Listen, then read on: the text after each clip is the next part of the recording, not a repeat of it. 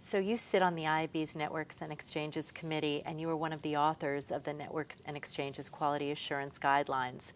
Why is the adoption of these guidelines so critical for the interactive ecosystem? Well, I think it's a great question, and it's really the crux of the point.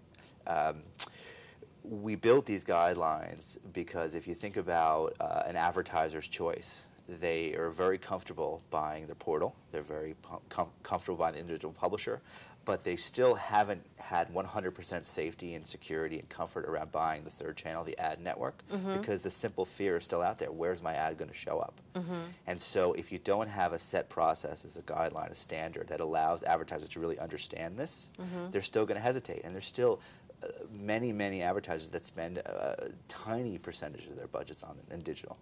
So we have an opportunity to change that by giving transparency to the marketplace. What does the future of network and exchanges look like? I mean, it's been so in flux. I mean, 2 years ago, the IAB didn't even have a Networks and Exchanges Committee, and now it's one of our biggest and most active committees. So what does the future look like?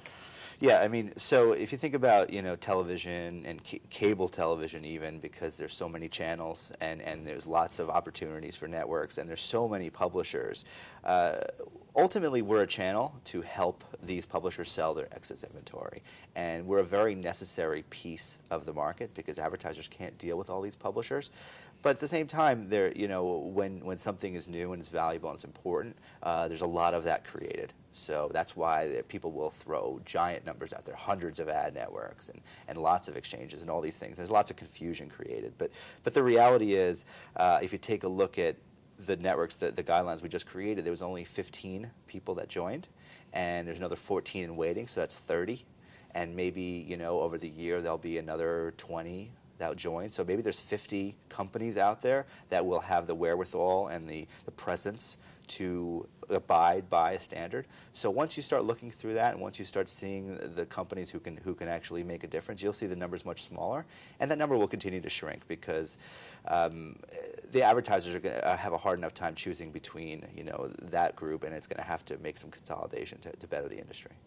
The theme of MIXX this year is Unbound, everything, everywhere. How does that resonate with you as the president of CPX Interactive and your particular vision of digital media today, right now? CPX is a company that does half of its business outside of the U.S. So we're an international business. We actually just opened up our 5th country in Germany. We have 4 offices outside the U.S. and 3 here in the U.S., but we also do business in about 60 countries in terms of where we actually generate inventory. So we cover the entire globe, everywhere, Unbound. Then you start thinking about cross-media.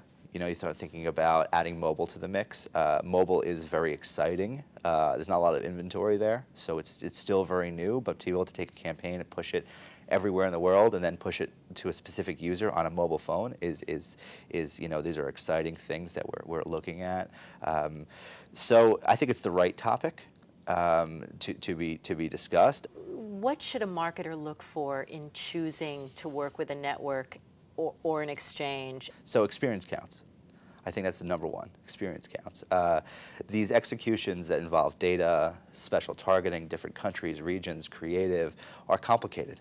And they're only getting more and more complicated. So someone who comes out with a technology stack and they say they can do all these things, and maybe their technology can actually do them, but do they actually have the people who know how to use that technology who work there? They actually have the experience to actually undertake these executions. So a marketer needs to look at a company that actually knows what they're doing, has the time and scale that actually has done this before, and then obviously you need to look at the parts to see that are they capable of doing what I want to do.